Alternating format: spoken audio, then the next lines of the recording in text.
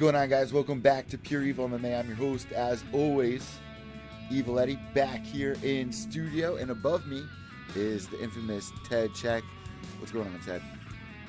Hey, Eddie. How you doing, man? I'm doing awesome. Just wrapping up this episode of Ultimate Fighter. Just really quick, let me tell our listeners and viewers what they're in for tonight.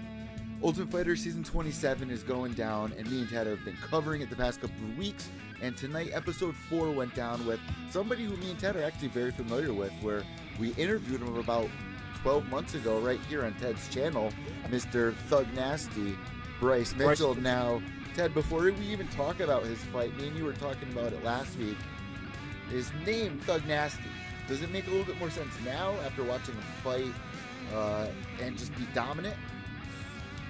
I mean, yeah, to a certain degree, sure. I mean, you know, he has, and well, somebody called him, what did they say? He was a redneck Nate Diaz. Nate Diaz, my boy Jojo Giannetti. Okay, that was Jojo that said that. Yeah, so he's a redneck Nate Diaz. I mean, he does have an aggressive style, and we can get into that more, you know, when we talk about the fight itself. But I mean, other than that, he's a mild-mannered, you know, seems like he's a nice guy. You know what I mean? He's not like a rough around the edges Diaz brother in that sense. His fighting style is aggressive and is exciting. Yeah, he was saying that, I don't know, somebody somewhere along the line started calling him that, and it just stuck. And then he was able to do the T-shirts, you know, like Compton, straight out of Compton. He's got Thug, or no, it's more like a Run DMC. Run DMC style shirt. Yeah, it's actually pretty sick. There's a picture of him on his Twitter page with it, but to me it made a little bit more sense. Like earlier today I interviewed Joe Giannetti, and you know, I asked him that same question. He was like, you know what, he said the same thing. He was like, he's a ghetto or a redneck Nate Diaz. Now going into this fight, I was nervous for the kid because I thought he was the youngest one on the season. I think he's like 23, but Joe's 22. So Joe's the youngest one, but Bryce looks really young, and when he was on our show... He's got face and everything, you know what I mean? And yeah, he looks really young. Yeah, when he was on our show, he was saying, like, I don't have a girlfriend or any of that. We found out tonight he's got a new girlfriend, and she's actually a fighter. Were you able to catch that? No, that part I missed. I was... You want to talk intense? I was at a lacrosse game, and my son was playing, and the worst... You know, we see bad reffing in mixed martial arts. I mean, there were 4 refs in this game, and I swear to you, there was a goal that was scored, and they did not count it, and everybody saw it. But anyway, so anyway, yeah, it's just go from one intense thing to another. So I got to when I got home, it was past that point. I think they were just getting into some of the training, so I missed that part where they probably went a little bit into Bryce's life and then a little bit into the usual format of getting into the fighter's life. Like, me and you were kind of laughing about it because you said you were going to be a little late, and me and you were laughing like, you're not going to miss much. You're going to miss, basically, here's how it goes. You're going to see what's going on at home in these fighters' lives and what's really upsetting. Now, this one really got to me. I mean, this one would make the biggest giants, the hardest of hardest men, feel kind of bad for Jay Cuccinello. I believe that's his last name. I'm pronouncing it correct. Yeah. I thought you were going to say feel bad for Luis Pena. Oh, you know, we're going to get to that too. Yeah. That's the heartbreaker right there.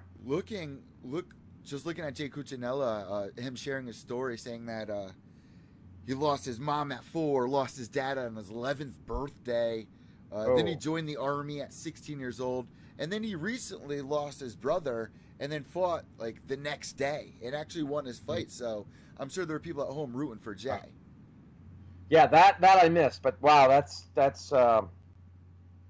tragic. Yeah, the hand he was dealt, man. The hand he was dealt. So you were talking about the violent Bob Ross and the drama that unfolded tonight. It really seems like he's the favorite of this season. Do you not kind of feel that way before tonight's episode, like picking up steam? Well, I mean, I kind of reserve that for a little bit further along in the series. I mean, we've only seen some of these guys fight once, and some of them we haven't even seen fight at all.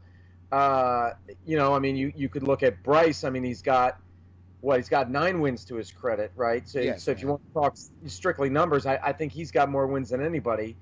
But that may not mean anything. You could string together 9 wins, in a year's time, easy, depending on the level of your opponents and everything, right? Yeah. So, but no, I mean, not to take away anything from Luis Pena. I mean, definitely he looked good, and I would put him at one of the front runners. But I don't want to say that he is the guy. Well, we found out tonight, unfortunately, a little spoiler alert, and obviously you're tuning away if you didn't watch this episode, but here's what happened. I mean, Luis Pena, in his last fight that we saw last week, injured his foot. This is something that happens to a lot of fighters. Of course, you're going to get banged up in the fight business. It's the hurt game. So he got a little banged up and was hoping for the best. Unfortunately, the doctor came back with unfortunate results. Luis was very nervous because leading up to this fight, man, he hit the swagger that he had and just the confidence. He finds out that he's out for 4 to 6 weeks, so that was definitely crushing. What was your original thoughts the second that you heard that? Sorry that he. I was just messaging somebody that he had suffered a 4 to 6 break. weeks out. Yeah. Yeah. I mean, he was devastated. I mean, and it's tough to watch somebody go through that. I mean, the guy is talks about the sacrifice that he made and how much they put into thinking that this show is going to, or what the show represents. It represents a springboard for them to a better life, potentially. Yeah. Life changing. Right. So thinking about that, I mean, Bryce talked about it too. He's family and a lot of these fighters, they. Is that your dog? That's Oscar. Oh, okay. So they've got families. Hold on, Ted. Hold on. So I live with other people that clearly don't get that I do live streaming. Hold on 1 second. Sure. I'm ready to start boxing people, bro. Uh-oh. Look out. Please be quiet while I work. I'm about to go thug nasty. I'm about to go violent Bob Ross here. Now somebody's saying that Yair Rodriguez ducked Zabit. Shapirov or whatever. You know what? I'm kind of happy that he did if he did. It's tough. Oh, really? Yair Rodriguez, I mean, he just got smoked in his last fight by Frankie. Or no, I think he had one more fight after the Frankie Edgar beatdown. But this was a bad matchup for him. I mean, it would be impressive if he beat him, but it's a tough one for Yair. Yeah. So anyway, the question we were talking about Luis Pena and the violent Bob Ross. He gets taken out 4 to 6 weeks. Right. So he's effectively out of the Ultimate Fighter, but we saw him. The silver lining in all this is that he had a little talk with Dana White, and Dana White's like, "Oh, dude, you're going to be in the finale." In other words, he'll be on the card. He won't be in the finale. He'll be on the finale card fighting somebody. So that's the silver lining. That's great for him. That's great news. At least he's got that. I mean, yeah, sure. Winning the Ultimate Fighter is a feather in the cap. It's a great distinction, but it's not everything. We've seen some guys go through the Ultimate Fighter and achieve success and become champion. We've seen other guys win the Ultimate Fighter and not do so great. You know what I mean? So, well, if I just take a step back and look at the season with the momentum, taking away what we found out tonight with him being taken off the Ultimate Fighter, to me, not trolling Twitter, but looking through Twitter an awful lot when the season's going on and following up on every little moment that happens. It really seemed like the past couple of weeks I know it's really still early.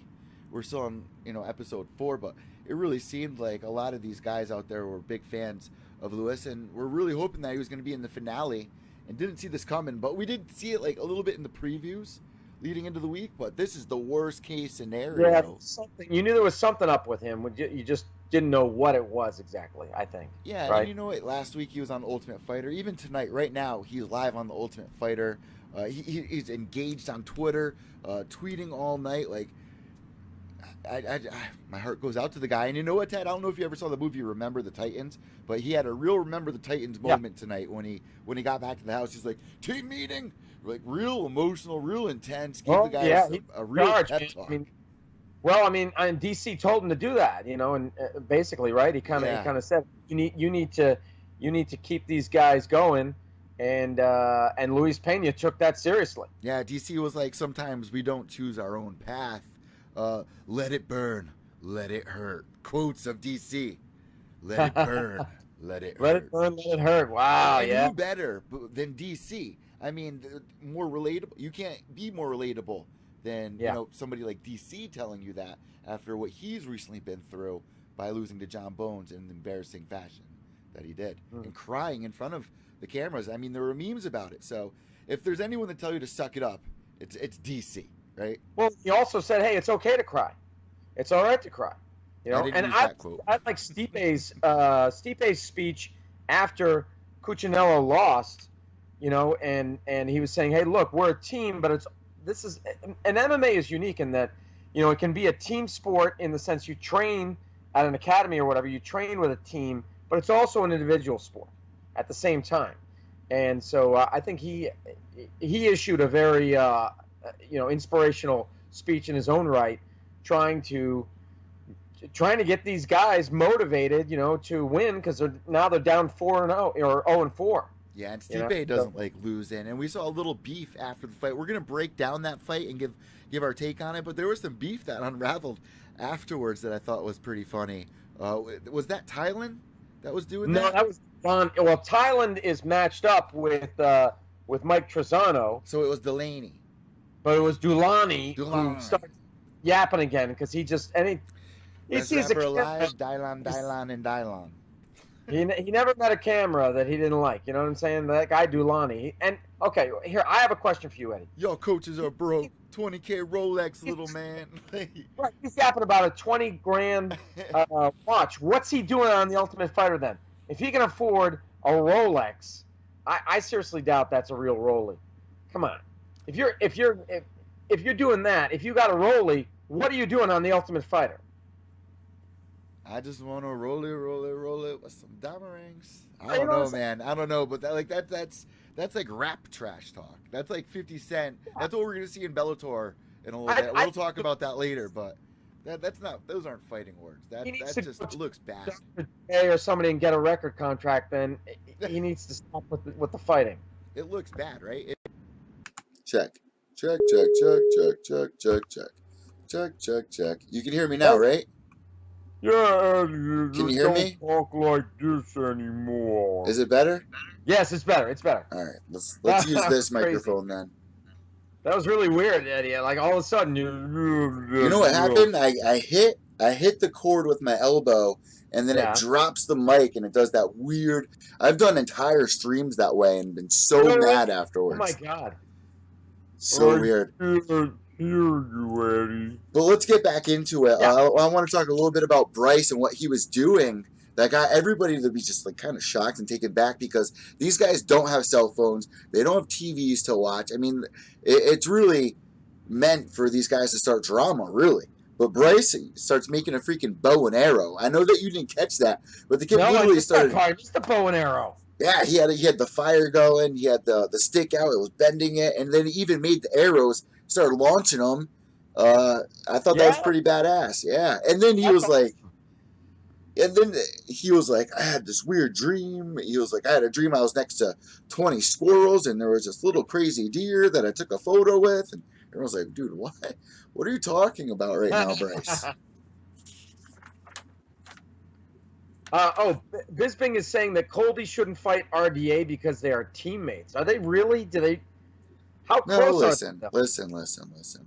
They're not in the same ATT camp, are they? This is what people don't understand. Even though fighters are at the same gym, it doesn't mean that they're in the same huddle. They're in the same cliques. You know what I mean? Doesn't mean they're at the same times and things like that. They spar with each other or anything like that. Yeah.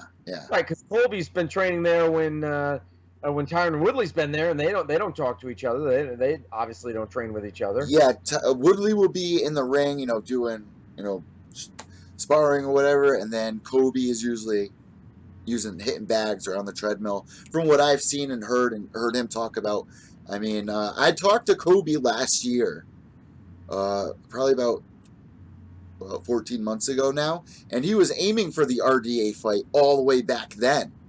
Oh, really? Okay. Yeah. So this is an opponent that he's been really trying to get. In addition to chasing after Tyron Woodley. But, speaking about all these guys, let's get back in the Ultimate Fighter. Bryce Mitchell, let's talk about the fight, man, because he really reminded me of somebody in that division by the names of Damian Maia. I mean, Bryce Mitchell was literally a backpack tonight to his opponent. He was. However, and I'm just being honest here because Bryce is my boy and everything, but he couldn't seal the deal. And maybe that's, maybe that's a testament to Jay Cuccinello's toughness. But, Bryce was nearly there, but didn't quite seal the deal. He had his back. Yeah. He was trying to sink in a rear naked choke. He went for an arm bar. Just couldn't make it happen. But he was dominant. I mean, I definitely gave him a 10-8 for the first round. Second round, maybe that was a 10-9. And you gave the second round a 10-9, Ted? Well, I mean, I guess he wasn't quite as 10-8 definitely for the first round. I mean, you had one judge. Okay, so two judges gave it 20-17. If it was 10-8, 10-8, it would have been 20-16. So there, and I'm not saying that the judges are. We should definitely go by everything the judges do, but no, probably a 10-9 for the second one then. All right, yeah, probably because it wasn't as dominant with damage. I mean, he was able to keep him down, but there wasn't much damage done. So I definitely understand that. But there wasn't there was control, but not damage. So I scored it both rounds 10-8. Okay. But I do understand your point with not being able to finish the fight. I mean, not being able to finish the choke he had a couple of times. Even he had an armbar attempt. I was really hoping that he was going to be able to clinch that, especially he had so much time when it looked like he was in that dominant position so close. And you even said it could be credit to Jay and how tough he is. Like you said, he was in Afghanistan serving like a 6-year tour, lost 9 friends. Like, he's been through shit. He's not going to quit until you kill him. He even said it, like, I'm going in there, or maybe it was Bryce, but either way, these guys are undefeated, you have to remember, don't know what it's like to lose. So that's uncharted territory for them. Yep. So, I missed the bow and arrow, so, damn it. It sounds like a good scene. I'll have to go back and see if I can catch a replay. But Ted, going back to our interview that we had with Bryce, you even asked him, or told him, rather, you're like, you seem comfortable standing up, but you're more of a ground guy. And it's been a year later, and it seems like he's still definitely a ground guy. 9 wins, 9 submissions, I believe. Well, I mean, I really liked his, if you want to get into the fight, I mean, I like that sneaky left hand that he's got there. That's a little sneaky little left. And just kept landing it on Jay. It's and it was like Jay didn't even see it coming or whatever. That's why I call it sneaky, Yeah. It's like he didn't even see it coming. There was one time, what did he hit him with? Like a left head kick. Then he hit him. It was like a left head kick. He hit him with the left, and then he got him with a right head kick. Yeah, you know what? He followed Cain Velasquez's plan to a T, literally to a T. Even though, shout out to Dave Madden, who tweets out some funny stuff on Twitter. He was like, literally, Cain Velasquez just called Bryce Brian. Brian. What was? I think I might have missed that part too. Yeah, what was Cain's plan? Cain was in the cage with them. They were trying to make a game plan because you missed the beginning. DC calls in. He's like, I had some earlier arrangements, earlier promises that, I have to attend to. So I'm not going to be there for Bryce Mitchell's fight week or fight day. So Cain Velasquez was in charge of everybody. And it was kind of funny because they're all sitting there in the locker room like they're in school almost. And here's your substitute teacher, Mr. Cain Velasquez, former heavyweight champion of the world. Velasquez. yeah, exactly. You had Jojo Giannatti sitting there, literally Indian style, like third grade Indian style, which he's done in his fights before. Like, some guys will go in the corner, sit on a stool. Joe Giannatti will sit Indian style in his fights, Is which that is right? pretty fun. Yeah. So what was Kane's game plan? Okay, so yeah, Game's game plan. Kane's game plan tonight for Bryce Mitchell was trade on the feet and let's get the takedown and get the submission. That's what he wanted him to do. Oh, but okay. During the fight, Kane definitely wanted him to have more strikes, but I don't know what happened. Bryce isn't a knockout artist or a striker really. I'd like to see him work a little more on the striking. DC and Kane can help him with that, but it would have been a huge difference if he was able to get that finish tonight. It could have been a huge boost for his star power on the season Ultimate Fighter, rather than two 10-8 rounds in my book is dominant, or a 10-8 and a 10-9. Well, it's a dominant fight for him. Oh yeah. Nope. But a finish is a finish. People want to see finishes. Well, that's true. That's true. But what was I going to say? I can't remember. No, I thought he looked great. I know what I was going to say. So after the first round, Jay's mouth is hanging open. I mean, he was already kind of gassed and somewhat gassed. And so Bryce just went immediately for the takedown. Mm. He just immediately went for that takedown in the second round. He didn't even waste any time or anything. In the first 5 seconds, he got the takedown. Yeah. Yep. He gained that much confidence in the first. I was like, I can literally just take this guy down. He was manhandled, like even rolling with him. He was just overpowering him, and that's something you see in somebody like a Mighty Mouse, where their center of gravity is really good at keeping somebody's the pressure in the right points to keep somebody down, not able to get up.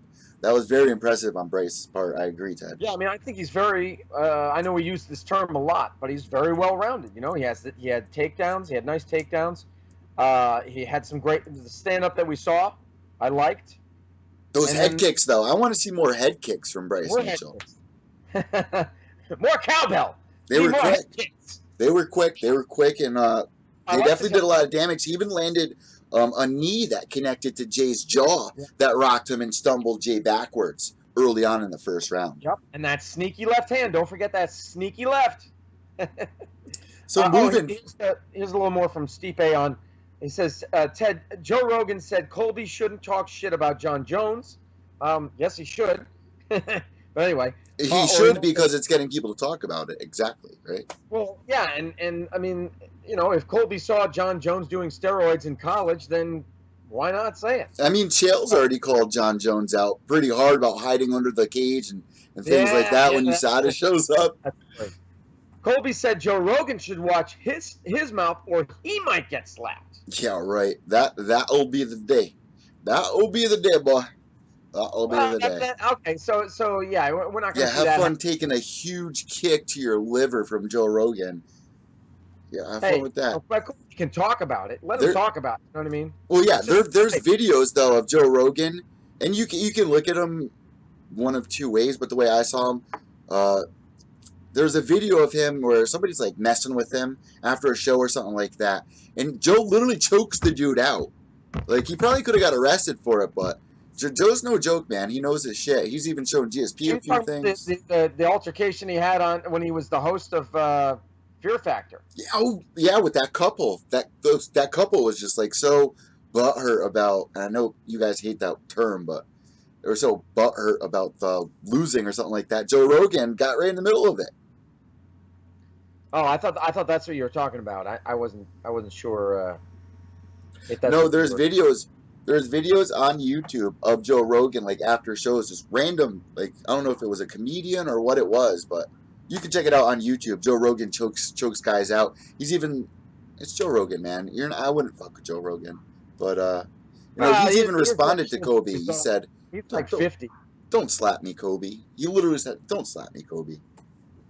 Hey, what do you got there, CBD? Yeah, there actually is CBD in there. I think there's like, let me see. How much percent CBD is in that one? 0.42% CBD and 84.56 THC. And then 0.45 CDN. They come in these little, you guys can't really see. It's Skittles, that's the flavor of it. And it has all the percentages on the sides. I know you can't see, but those are the percentages. there. But yeah, there's some CBD in there. And a matter of fact, I just talked to a guy who gets me these, and he says he's going to get me some CBD. So I'm going to try it out and do a YouTube video. Great CBD. Yeah. Yeah. So that won't get you high. That just helps relax your muscles and helps repair your muscles. Pain management, stuff like that. Yeah. Anyway, so Joe Rogan was mad Colby dissed his boyfriend John Jones, Juice Brothers. Says Steve A. Matter of fact, they lived together. Colby Covington and John Bones Jones used to live together, and Colby Covington was just on MMA Roasted, killing John Jones, saying that he was on steroids. That's where this is all coming from Adam Hunter's podcast. Yeah. Oh, okay. Shout out to Adam, Weendog, and all you guys over there. Uncle Hanach, I see you. Anyway, I was, despite Bryce not getting the finish, I was very impressed. Okay. Harvey has a little comment for you, Eddie. He says, "Shut up! It's a THC pen.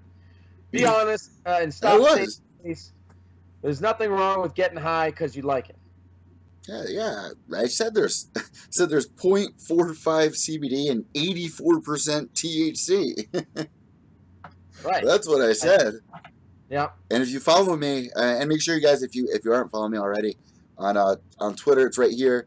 Evil_Echo on Instagram at Pure Evil MMA, and the YouTube channel at Pure Evil MMA. Matter of fact, I just had Joe Giannotti on this afternoon, so check that out. So Ted, last thoughts here on tonight's episode before we break down some of the recent news.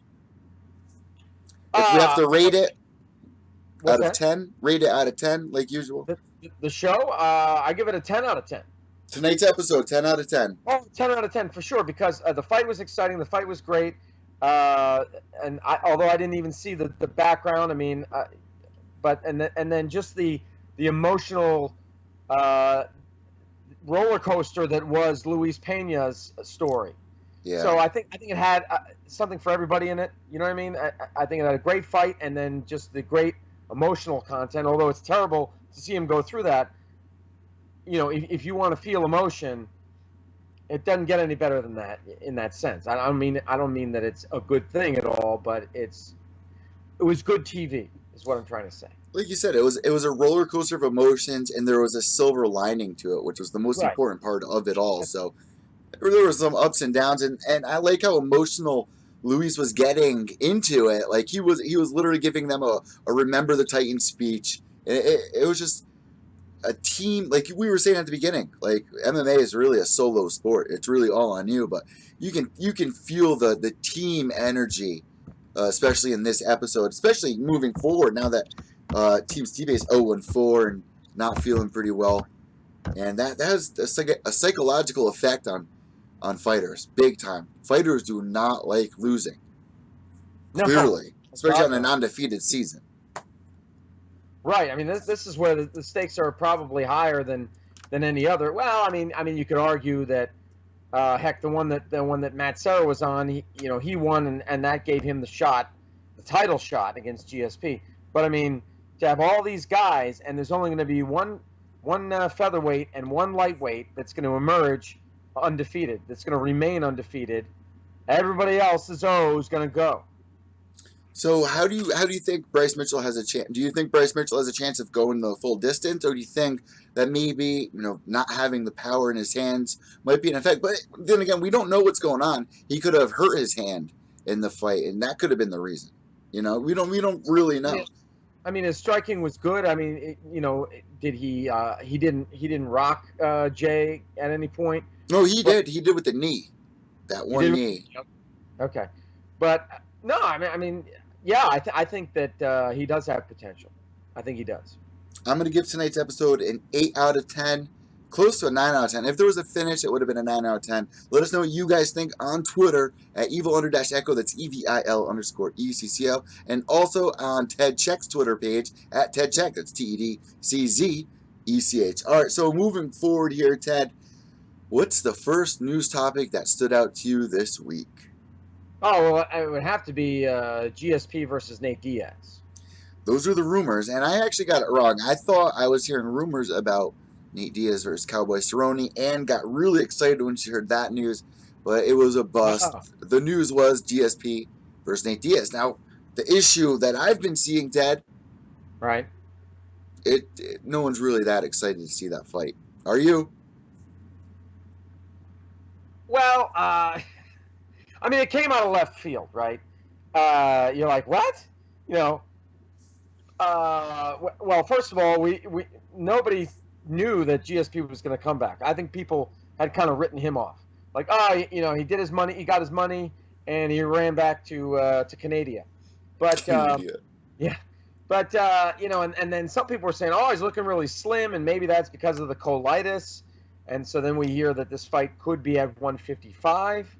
I don't like Nate at 155. He's looking at like 210 right now.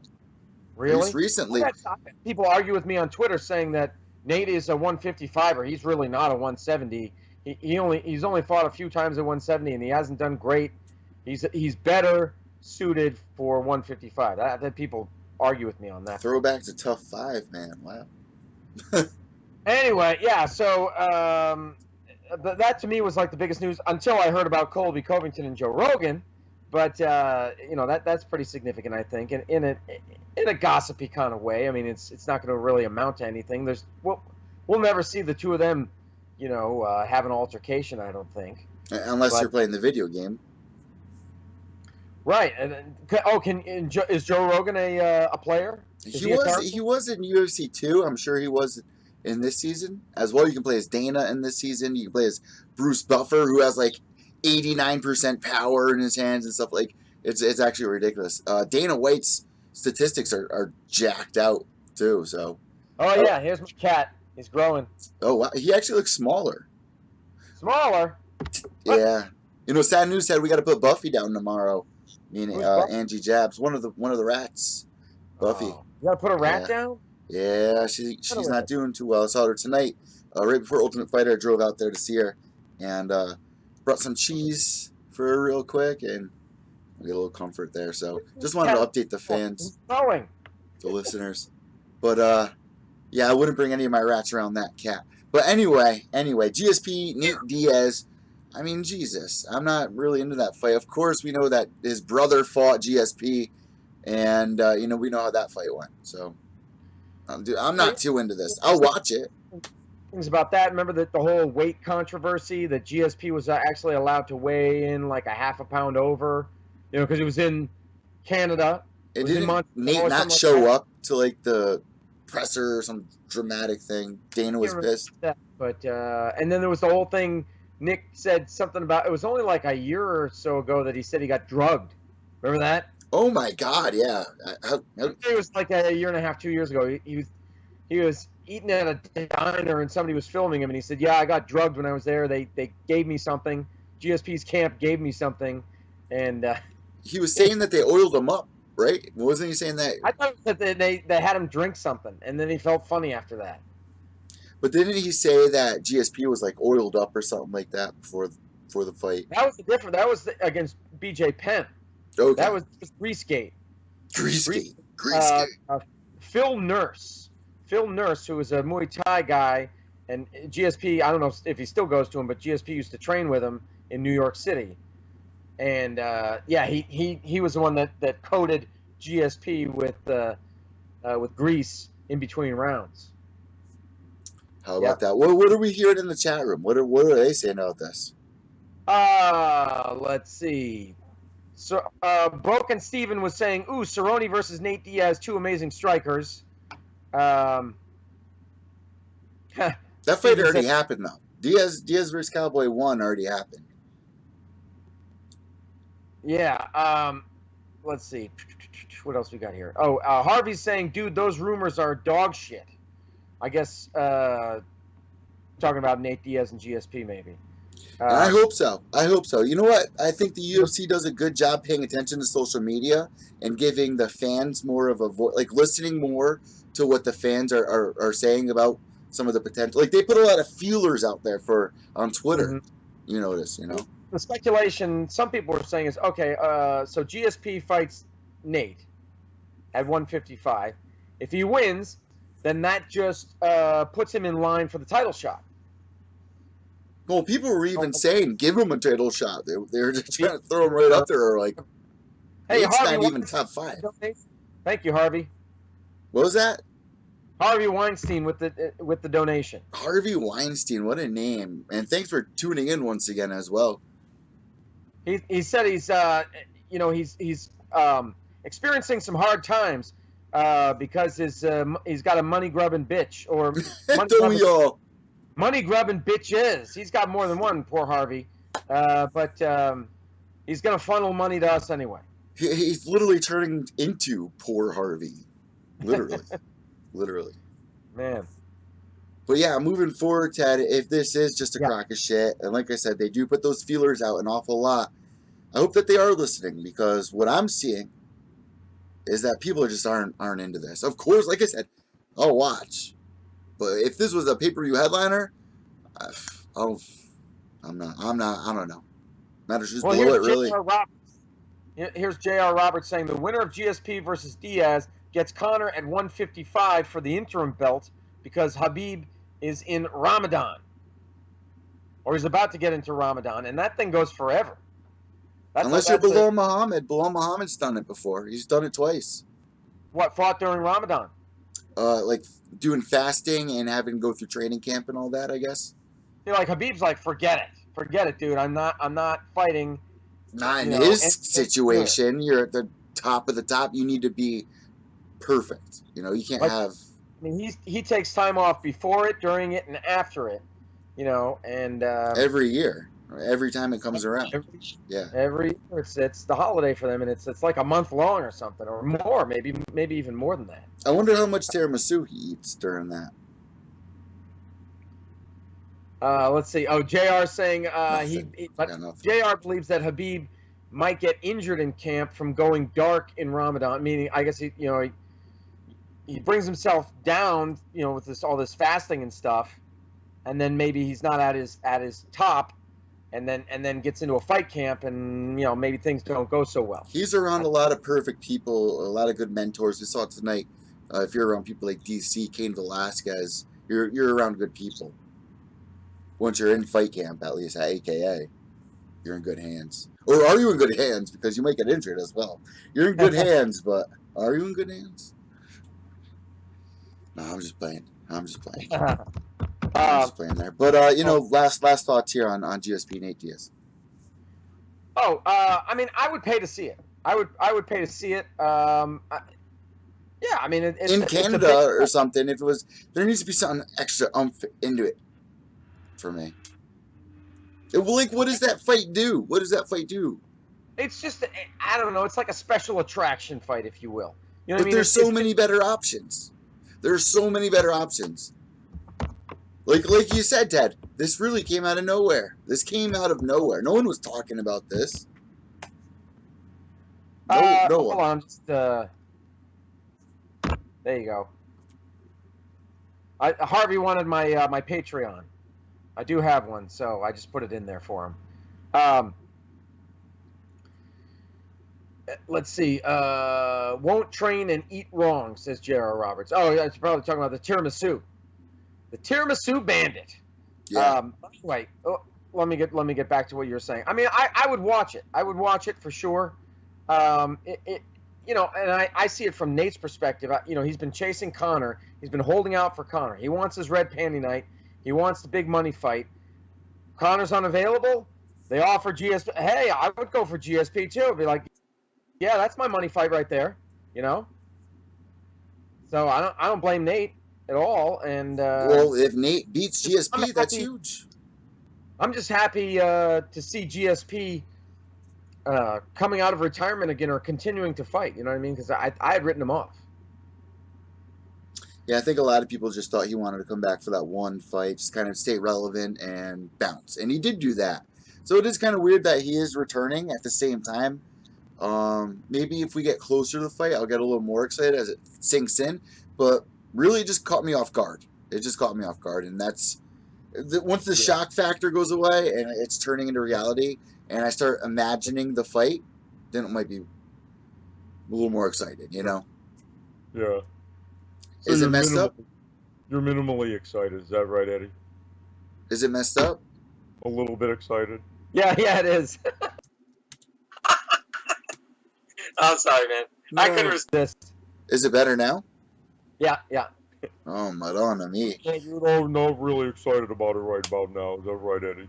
All right, so let's move on to the next. I'm sorry. Let's move on to the next topic. It sucks that my mic keeps doing that. It's frustrating. Yeah, no, I hear you, man. I friggin' hate all this technical difficulty. Oh yeah, it's the worst. All right, so let's talk a little bit about some breaking fights that are going down this weekend. UFC 224. Oh. You want to do some quick picks for UFC 224 real quick? Yeah. You go first. All right. First off, in that main event, we'll start there. I mean, we kind of brushed on it last week, but now that we're here, it's going down in just a couple of days. For those of you guys listening to the podcast right now, it is currently about to be the 10th, so we're about 2 days away here from UFC 224, headlined by Amanda Nunes and Raquel Pennington, and might I mention, the first lesbian title fight in the UFC history. Title. Yes, they're both lesbians. Raquel Pennington is married to A UFC fighter. Tisha Torres, who Both girls. I never knew about Tisha Torres because I thought she was kind of hanging with Sage Northcutt. The two of them were doing a lot together, and I thought, oh, then maybe they're a couple or whatever. But whatever, it doesn't matter. As long as she's happy, great. So, yeah, Rocky Pennington is with Tisha the Tiny Tornado Torres. And then you got Amanda Nunes with, what's her partner's name? Shit. Why can't I remember her name? She's got like a Russian name. Yeah. And Nina Ansaroff. Nina Ansaroff. There it is. Ansaroff. Yeah, there we go. Woo! I knew it was a Russian sounding name. So yeah. But both these girls are both couples are. Tisha Torres is about to fight Joanna Jędrzejczyk as well. Keep in mind, so that's going to be a crazy household there between Tisha and Rocky. Mm-hmm. But Ted, let me just mention really quick, Raquel Pennington. I see a lot of people writing her off on social media and these MMA websites, and me and you actually gave Raquel Pennington female fighter of the year. I mean, she even cracked our top 10 list above some of the males in 2016, going into 2017 for end of the year show on Evil and Intoxicated. Mm-hmm. Well, I know I give her a shot. But she hasn't fought since. She hasn't fought since, though. Somebody, okay, so ring rust, maybe not. If you believe in it. Somebody was asking me about that, and I said, what did I say? I think I said Nunes 60-40. You know, Nunes will win. Shut up. You didn't say that. What? I said the same thing to Zane like 3 hours ago. Zane Simon, or the head of Bloody Elbow. Yeah, I would put it at about 60-40. Yeah, man. Yeah, Zane's saying more 80-20. Who's saying 80-20? For Amanda beating Rocky. Zane Simon, our buddy Zane. Oh, okay. Yeah, no, that's the way I look at it. I mean, Pennington's no slouch. So, but it's kind of, I've said this before about other fights. It's like pretty much every area that she's good in, I think Nunes is just a little bit better. Here's the issue. Like you said, she hasn't fought since end of 2016. We all know Amanda Nunes is the Vitor Belfort of the women's division, where she's going to blitz early. Can Raquel Pennington handle that early blitz? What do you think? Right, and well, but she blitzes early, but some people were saying that she gasses, but she's gone 5 before, hasn't she? That's true. She has to go 5. She has gone 5 against Valentina. She has gone just 5 against Valentina, right? Okay. But she has done it. I don't know about the whole gassing thing. But maybe that's something that that Raquel would want to test. You know, maybe that's. Let's find out. She's gone 5 before. Let's see if she. You know, let's maybe that. I don't know. That's like the only kind of thing I'm thinking about where she could possibly, you know, try to go for a win. I mean, pressure. You know, and crowd her against the fence. Try to take her down, but then again, Amanda Nunes is a black belt in Brazilian Jiu-Jitsu. Maybe it's not a good idea to take her down. Yeah. But you know what I'm saying? Like, be aggressive and pressure her. See what happens. These are the perks of beating people like Ronda Rousey and Holly Holm, or Amanda Nunes' last couple of wins. She beat Miesha Tate, Ronda Rousey. Why am I drawing a blank on Amanda Nunes right now? It's Who did ridiculous. she fight? Who else did she Like fight? I'm drawing a huge blank with Amanda Nunes. It's so weird. Well, heck, now I got to look it up. Well, while you're looking that up, let me say this. This is the reward of beating these elite people. People are saying they're not giving her enough credit. They weren't promoting her. But now it kind of seems like we're putting Amanda Nunes on a pedestal because we're giving her all this credit of beating people like Ronda Rousey. And looking at Amanda Nunes versus Raquel Pennington, it almost seems like a mismatch because we're literally looking at Amanda Nunes on a pedestal. Yeah, I don't know when she says when she's critical of the UFC, saying they don't promote her. I don't get that at all. But her last win was against Valentina Shevchenko, That's September of last year. Yeah, and we just said that too. We're idiots. She squeezed out a split decision win over Valentina Shevchenko at UFC 215. And that's the second time she beat her. And before that, it was the win over Ronda. So, you know, there you go. That's the perks of, getting the belt and defending it. So, and, headlining UFC 200 and beating Miesha Tate that night, that was huge, man. That was huge. She stormed right through Miesha at UFC 200 to headline it. John Bones Jones, man, he really screwed up that night. That was his card. But, moving forward, Ted, my prediction for this fight, probably Amanda Nunes, but inside of me, I really want Rocky. But I know better. Don't pick with your heart. If you got to put 5 on it, guys, I'd put 5 on Amanda Nunes. Yeah, I'm picking Amanda as well. Yep. Trying to think of how she's going to do it. I mean, she's got definitely some weapons there. But when you look at Raquel Pennington, never been knocked out, only been submitted once, but she's been decisioned 4 times. So, that seems to be where she's most susceptible. You can beat her by decision, way more than you can by knockout or submission. So maybe that's how she has a shot, because it's hard to knock her out and it's hard to submit her. Maybe then she really wants to drag this fight out into the deep waters to see, to see what Nunes can do. It's going to be frustrating, though, because Amanda does have pretty decent takedown defense.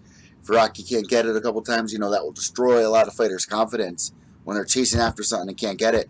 You saw it with Damian Maia when he was trying to chase after Colby Covington or Tyron Woodley. Just couldn't get it. Every attempt got weaker and weaker.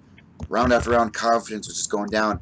I'm looking for that big impression in the first round by Amanda Nunes or Raquel Pennington. Maybe it's going to be Raquel Pennington that's going to go in there and really put on the squeeze against Amanda and really put us on the edge of our seats. I would love to see that. This women's division needs something like that to happen. Another edge of your seat, exciting fight. This could be it, but I'm not promising it to anybody. But like you said, 60-40 or worse. But Raquel Pennington, really quick, with a record of 9-6 going into this fight, ranked 2 in the division.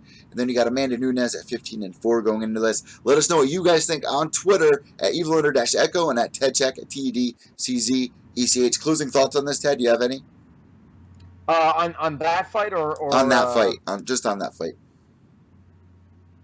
Blah blah blah. I mean, yeah, I just 60-40. I think Nunes takes it. I think Pennington's going to try to take her into deep waters. I don't think she's going to succeed. Amanda Nunes by unanimous decision. All right. So the co-main event, which is actually a really exciting co-main event, is Jacare Souza versus Kelvin Gastelum. Now, for some reason in my head, I feel like these two have fought before. I know it might seem like that. I don't think so. Isn't that weird? I don't know why I see that in my head. Who did Jacare recently lose to? Robert Whittaker. It was Whittaker that I'm thinking of that he lost to. And in my head, I was thinking it was Kelvin Gastelum. Jacare Souza, man, I mean, the way that he looked in his last fight, which was against, who was his last fight? Jacare's last fight against. Oh, Derek Brunson. It was against Derek Brunson, January 27th, right at the beginning of the year. That is in the lead of my knockout of the year, Ted. I don't know if you remember, but leading up to that fight, Jacare was in like critical condition. He said his wife had to like feed him leading up to that fight. He couldn't even feed himself. Yeah, and then he goes in there. He had that powerful leg kick to the head of Brunson and just like threw him around like a rag doll. Just looked very powerful, very confident, and then broke down emotionally afterwards. Going into this fight, man, this is going to be a collision because Kelvin Gastelum is also young and riding his high horse off a couple of wins. Right. I mean, Jacare is 38 years old. Let's not forget that. When you're at that age, I mean, you can still have great fights, but you're kind of just around the corner from possibly going on the downslide of your career. And Kelvin Gastelum is only 26. He's 12 years younger. That's a lot. That's a big. That is a large disparity in age there between Ronaldo Jacare Souza and Kelvin Gastelum. Everybody, Gastelum. It just struck me. I think people have talked about this before, but he's like a light heavyweight above the waist, and then he's like a lightweight the waist down. You know that? Have you ever seen like his upper body is immense, and then he's got teeny weeny legs. He's like Ron from the Jersey Shore. Yeah, we'll go with that. I'm not Jersey. But let's just look at the couple of people that he's fought recently, like Michael Bisping by knockout. That was a brutal knockout. I know Bisping took that fight on short notice, but that's a confident builder. He lost to Chris Weidman in that close fight. So, Jacare is very good at. He's one of the best in mixed martial arts at submitting guys. So and then no contest versus Vitor. It was originally a TKO for Gastelum. But he was smoking pot. Yeah. Listed positive for doing that thing that Eddie likes to do. Before that, a win against Tim Kennedy and a win against Johnny Hendricks. Which is huge. A lot of people were saying that he should have got the title shot, but he was jumping around from division to division, not making weight, which is a pretty big deal. Yeah, I'm going with Kelvin. I like Kelvin, and I think he's on the rise, and I think he will win against Jacare. Blah blah blah. Let's see. I think he's gonna knock him out. That's what the UFC is probably hoping for. Their young up and coming guy to be the top 5 guy. What is Jacare ranked currently? Kelvin's at 5, Souza at 2. That would be huge. That would be huge.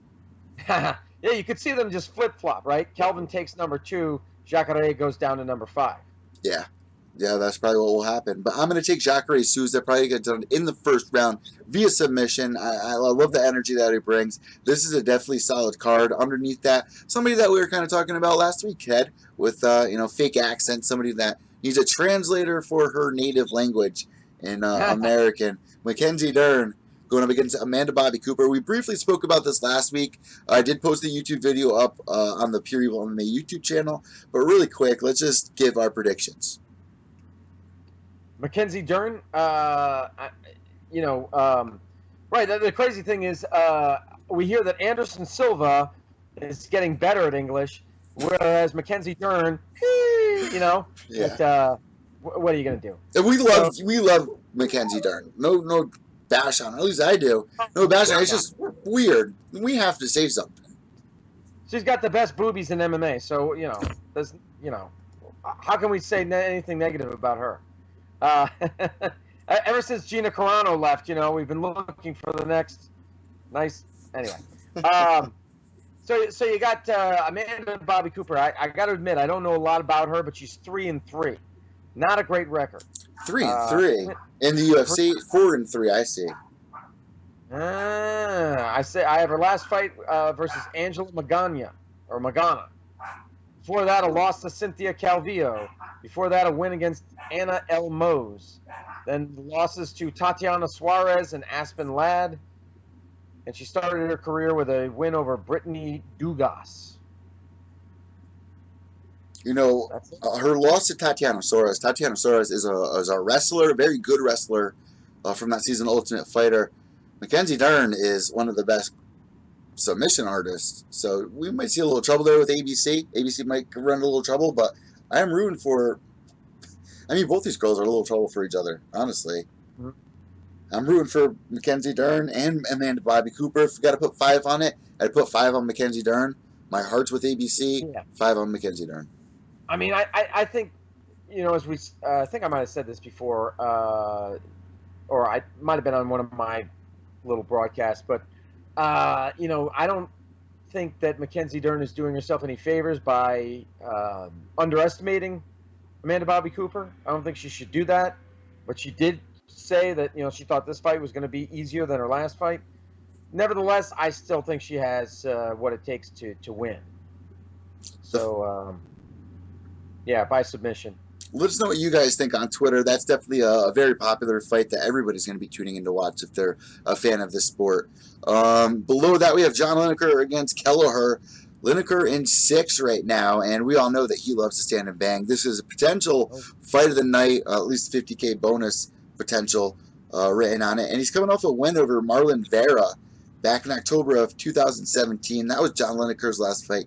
And then you got Kelleher with a 19-8 record, not ranked right now, but coming off a huge win, a confident boost off the former bantamweight champion, Renan Barão. Right. Yeah, he's got a 19-8 record, does Ryan Kelleher. If I flip things around like Goldie used to do, he always would flip around. But yeah, he had the win over Barão, the win over Stasiak, the loss to Marlon Vera. But then prior to that, he had a 1, 2, 3, 4, 5, 6, 7 fight win streak. Wow. I mean, and that's some of that in the UFC. Actually, only one of that in the UFC. The rest in other promotions, but some of them bigger promotions like Ring of Combat, CFFC, CES MMA. All big. So, East Coast. Respectable organizations. So yeah, I got to admit to you, Kelleher kind of off my radar, but a very respectable record and definitely spreads around. I'm just looking at his record: 7 knockout wins, 8 submission wins, and 4 by decision. Okay, so here's the thing with this fight, though, Ted. Yeah. John Lineker is kind of more of a heavier Renan Barão when it comes to knockouts. He is Renan Barão, but with knockout power. What do you think? Do you think John Lineker has a shot here to knock out Kelleher? I think definitely so. Here is going to be a war because Kelleher is probably going to stand there and want to trade with them, knowing Kelleher, who's pretty well rounded, but he's got that killer instinct as well. Like he's never been knocked out though, just like John Lineker has. But there's a first time for everything. Yeah, and that confidence of a guy who's never been knocked out will test the waters more than guys who have. Right. So I'll go with Lineker by knockout. All right, so moving down below that, guys, Vitor Belfort versus Lyoto Machida. This is a fight that we talked about as well in the last podcast, but really quick, it's only right that we give you guys our prediction in case you didn't hear last week. This could be the last fight on both these guys' UFC career, both these guys Hall of Famers in MMA and the UFC. Ted, but are we clear on that? Is this the last fight for both gentlemen? I don't think we are clear on it, Eddie. Okay, No. So here's what I read recently. Lyoto is saying, hey, if I win here, I'm on track to challenge for the title. So it sounds like he's turning back. He's walking back any retirement talk. And then you got Vitor saying also, he says, hey, this is my last fight, but I might not retire. So to me, that means he could fight elsewhere. It means if I knock you out like Matt Brown did to Diego, I'm going to keep doing this thing. If it feels good, I'm going to want more, I don't know. To me, it means I think he's going to leave the UFC. Give a mouse a cookie. You know think what I mean? that's something that was also discussed as well? He could TRT overseas. Yeah, I don't think the Czech they never did during Pride. They make it in bold. I heard they make it in bold print. We do not test you Is that leading right? up to fights. Just a You're- little you're- rumor heard on the underground. Oh, okay. You're referring to Ryzen. That's just a little rumor I've heard. I don't know what promotion. I don't know. You guys Look into it, like Eddie Bravo says. You look into it. You look into it. I'm not going to look into it. You look into it. All right. So yeah, I'm going to go with Lyoto Machida on this one. I think Machida. Let's see. Both these guys still in the top 15, Ted. How crazy is that after all these years? Wow. I'm going with Lyoto Machida by unanimous decision. Yeah, I probably see this fight probably going decision as well. Lyoto taking the win. Probably winning second, third, fourth. Or second, fourth, and fifth rounds. I'd give Vitor first and... what the fuck am I talking about here? Eddie. The fuck am I talking about? I'm used to seeing these guys headline. Like Lyoto Machida over Vitor Belfort. Wasn't this fight supposed to go down? These guys didn't fight before, but I think they were supposed to fight like UFC 150 something. Or no, 185, I think, actually. UFC 185. And then it fell through. I think so. But yeah, I think Vitor takes first round, Lyoto second and third here. Yeah, because I mean, there's a lot of respect between the two of them. They're both, Brazilians, and I think they'll give each other a lot of respect. So I don't know if we're going to see a very exciting fight. Possibility, yeah, it's a possibility. But you know what? Then again, they're going to give each other a lot of respect and kind of move around a bit, but kind of be apprehensive about striking too much because they don't, they don't want to damage each other. Which one was it that was saying? Like one of them was saying, I don't want to fight him because he's from Brazil. The other one was like, I don't really mind. Yeah, I don't know which one. Either way, me and Ted both going for Lyoto Machida. Moving further down, Diego Ferreira versus Robertson, right? Diego Ferreira. Cesar Ferreira going up against Carl Robinson, who's undefeated right now. And I don't know very much about either guy. I think Robertson won Dana White Tuesday Night Contender Series, didn't he? Yeah, he did. He beat Ryan Spann by knockout at Dana White's Tuesday Night Contender Series 3, and then since that time he beat Darren Stewart by submission. But he's only 6-0. Yeah, Cesar Ferreira, man, he's lost to some of the bigger names though. He's fought some tough competition. He's a protege of Vitor Belfort. Yeah, because they call him Mutante, the mutant. It seems like somebody that he could beat though. I think Ferreira can take Robinson on this one because it seems like with the upper echelon guys he struggles with. But I mean, I could be wrong. I could be totally wrong. This guy's undefeated. But I'm going to take Ferreira on this one, Ted. Mm-hmm. Yeah, I'd have to go with Ferreira too. I mean, just like I said, Robertson is kind of untested, just kind of getting into the sport, whereas Ferreira has 12 more fights than Robertson, so that probably is going to count for something. All right, so let's get to one of the last ones here that we'll discuss, another ranked fight between Oleinik and Albini. Now, Ted, the big talk on this one for Big Baby, the Big Baby Junior Albini Jr. Is he going to show up in a diaper again, or what? Well, he did the last time, or was that was his fight against Arlovsky. That was his fight against Arlovsky. That was his last fight, his most recent fight. Yeah, he shows up in like it looked like a diaper to me. I don't know what it was. Junior Baby Albini in a diaper. Right. I hope he shows up in a diaper again. It fits. A big baby. That's one big baby. 6'3", 265-pound baby. And this will be his third fight in the UFC. He's 1-1 so far. And he is, he's got 6 knockouts, 6 submissions, and 2 decisions. So, kind of spreads it around a bit there. But, I mean, if I were him, I would not want to trade submissions with Alexei Oleinik. Because that guy, the boa constrictor, has how many submissions to his credit? Like 40-something? He's 52-11, first off. The dude's 6'2" and 40 years old. Right, and 43 submissions to his credit. Who was that? I don't remember what fight it was that he was in. It was last year, but I believe it was him where he had some crazy submission Oh, the when Ezekiel choke. the Ezekiel choke. Doesn't he have like 2 Ezekiel chokes? From the bottom. From the it's like it's almost like you're using both your arms. Ezekiel choke. That was against a guy named Victor Pesta. All right, and then after that, he beat Travis Brown. So he was building up momentum until he got to Curtis Blades, and now he's going to be fighting Junior Albini. So can he build up the momentum again, or will a big baby, the Junior Albini, take the cake? I'm going for Oleinik here on this one, Ted. Me too.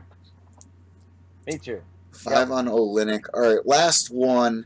Below that, there's Ramos versus Hine, but there's one on here I want to talk about. Where was it? Oh, Warley Alves, dude. We're very familiar with this guy. He's fought Usman. He's fought Brian Barberina. He's fought Kobe Covington. He's had some trouble, but he's going in here against Sultan Aliyev, who's really a wrestling guy, Sambo, but he's also coming off a win. That's a fight where it's really big for Alves, who's 12-2 right now. Who's also coming off a win to get his name back into the serious contender part, because he's lost to people like Usman, and for him to get back into the talk, he needs to get a win here. This is going to be a tough one. Alves 12-2, Aliyev 14-2. Going with Alves to get this one done. I just think that's another one that you guys need to pay attention to here that no one's really talking about. Is there anyone else on here that you want to discuss, Ted, before we close this out? Well, a name that I think a lot of people will recognize, Talis Lightus versus Hermanson. Right. Although, hey, Lightus has been on some, he's been on some tough times here. Lost to Gegard Mousasi, win over Chris Camozzi, lost to Krzysztof Jotko, win over Sam Alvey, lost to Brad Tavares. So does that mean he's going loss, win, loss, win, loss, win? Then he's due for a win. If you follow that pattern. I mean, let's go all the way back for those of you guys that don't know. Listening, UFC 69, he has a win over Pete Sell. Ultimate Fighter in 2007, he beats Floyd Sword. UFC 74, he beats Ryan Jensen. UFC 85, he beats Nate Marquardt, the youngest champion. And what organization was Nate in before that? Nate was in Pancrase. Yeah, he was a 19-year-old champion over there. After that, UFC 90, he beats Drew McFedries in October of 2008. After that, he experiences, I think, second loss in the UFC at UFC 97 against Anderson Silva. That was at UFC 97. Where he was like on his back the entire fight, and Anderson, he wouldn't get up, and Anderson wouldn't engage, and Dana White got really pissed. That one, and then the Damian Maia fight with Anderson Silva. Dana White was mad at Anderson Silva for both of those. He really put the blame on him. Those are two of the real freaking boring fights. After that, he lost to Alessio Sakharov, and he beats Tom Watson, beats Ed Herman. Gets a couple more wins after that. I mean, he's beat Tim Boach, lost to Michael Bisping, lost to Gegard Mousasi, win over Chris Camozzi, lost to Jotko, win over Sam Alvey, like you said, Brad Tavares, loss. And here we are, Jack Hermanson. He needs a win, man, to stay relevant. He's 36 years old. Oh, Harambe's final seed Momo says, haven't watched, please no spoilers, Ted. Okay, well, Harambe, no problem. We already did talk about the show, but we're not going to talk about it anymore. So don't go back and watch the rest of this show then. Don't do that. All right, Ted, closing thoughts. Looking at this fight on paper, UFC 224 going into it, what do you expect this rating to be out of 10? Just looking at it on paper, yeah. UFC 224? Yeah, I don't know, man.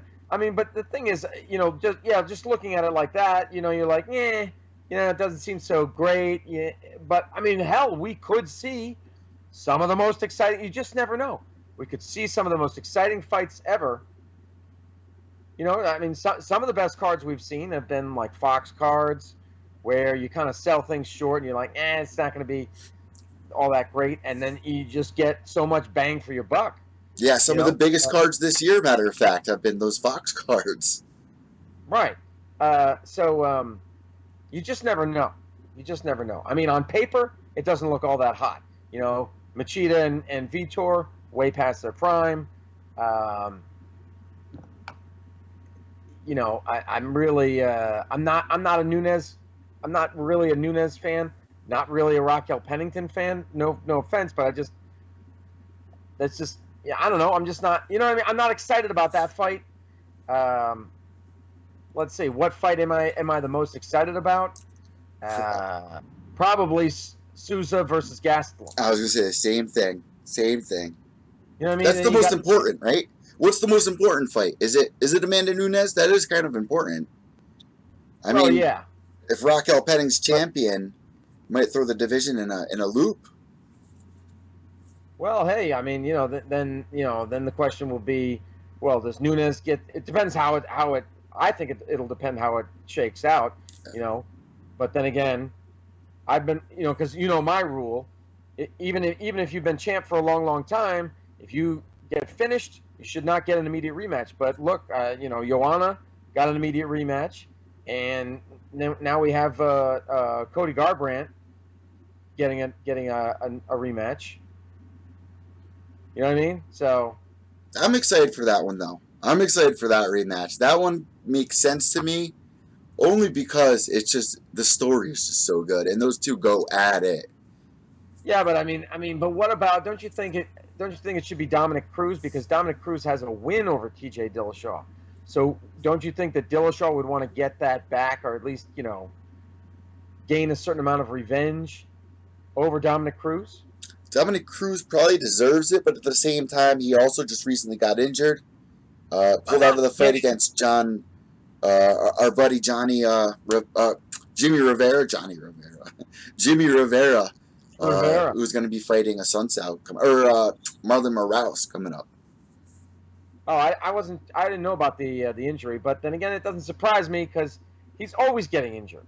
Yeah, Dominic Cruz just announced a fight, though. I forgot who it was against. Maybe you guys can help out on this one. Dominic Cruz was just announced. Oh, really? Yeah, it's gonna bother me if I don't tell you guys now while we're here recording. Let me just check really quick. Harambe's asking me why don't I interact with the chat. Sorry, Harambe. I did see. I read your comment about that you didn't want to. You didn't want any spoilers, so I just told you that don't go back and watch the rest of the beginning of this show. But yeah, I try to interact as much as I can. It's tough when because this format's a little different than my regular shows where I do a lot of interaction. Well, here Eddie and I are having a conversation, but I'm trying to get to the chat room as much as I can. And this might be a good moment for you to give your tags and stuff like that for people who do want to know where they can find your stuff. Oh, well, heck, I'm on Twitter at Ted Czech, and you can also find me on YouTube, Ted Czech. And, but what is Patreon? Because I don't really understand the concept of Patreon. Everyone's like, Ed, why don't you need to get Patreon? What the hell is Patreon? Like, is it Patreon is a website where you basically explain what it is you do. Like, you have your own page, and then you solicit patrons. These are people who support you. So you can set it up any way you want, or there's a few different ways you can set it up. You can say, okay, I'm going to have a level system. So if you pledge to give me, $5 a month, then you get a little wristband that says Evil Eddie or whatever. That's what it is, like incentives? Yeah, you can do incentives. What I did was I decided not to do incentives, so I didn't establish levels. I just said whatever it is that you feel comfortable giving is great. So what's the minimum? Like $1 they can donate? You could if you wanted. And what do they get, though? Like, do they get videos or just get wristbands? No, they get the satisfaction of knowing that they're supporting an artist like yourself and me. But, like, are your videos listed up there? Like, Yeah,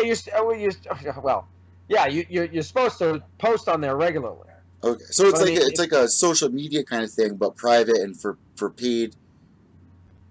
Well, I mean, they know that you can get. I mean, like for me, they know they can get my content on YouTube. Yeah, that's the Another thing. way to support me. Like, say you want to give here on YouTube, but then you realize, oh, YouTube takes what 30% of what people give to, YouTubers, Yeah, right? it's fucking And you crazy. say, I don't like that idea. I want to give everything that I give to Ted.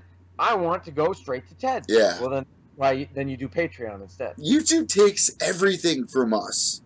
Everything. I know. Fuck you, I- YouTube. Fuck you. Look, I mean, it's great. It's great that they offer us this platform. Okay, I'll give them that. It's great, but if you set up a thing like Super Chat, right, where you say, okay, when you make a donation, it goes to the creator. Then if you're gonna say, the reason let me back up. Okay. They had this whole adpocalypse thing, right, where I remember. okay, so videos were getting demonetized, right? So I thought that when they established the Super Chat, that was kind of like a solution. Like, oh, okay, we're demonetizing your videos, but now we're enabling, the people that follow you, your subscribers, to then make a donation to you. Yeah. But we take some of that. It's like, look, the people that donate to me, the people that donate to you, are not doing it saying, I'm donating, 60%, To the YouTube Christmas fund. Yeah. I'm donating to Ted. Donating to Ted's Christmas fund. Yeah. So YouTube is they got it twisted. They're a bit misguided with that. We're like the fighters in the UFC, and YouTube's the UFC. We're Leslie Smith. Right. Nobody wants to donate to YouTube. Okay. YouTube. Nobody wants to donate to. Yeah. The only way that YouTube is going to get the donation is to take the donation. Project Remote. Instead of Project Spearhead, we're Project Remote. Nobody would willfully give their money to YouTube. It's just not going to happen. Yeah. And people don't make the donations knowing, 30% of this is going to YouTube, and I'm okay with that. No. So Patreon is another way to do that. It's just another opportunity. It's another platform to offer to people. You know what? I'll check it out. Guys, thank you so much for tuning in tonight for season 27 of The Ultimate Fighter, episode 4, and then a quick recap of the week with me and the infamous Ted Czech here on Evil and Intoxicated once again, Wednesday night, 10 o'clock. Like scheduled, like promised. We were here. Ted, thank you for explaining the Patreon thing.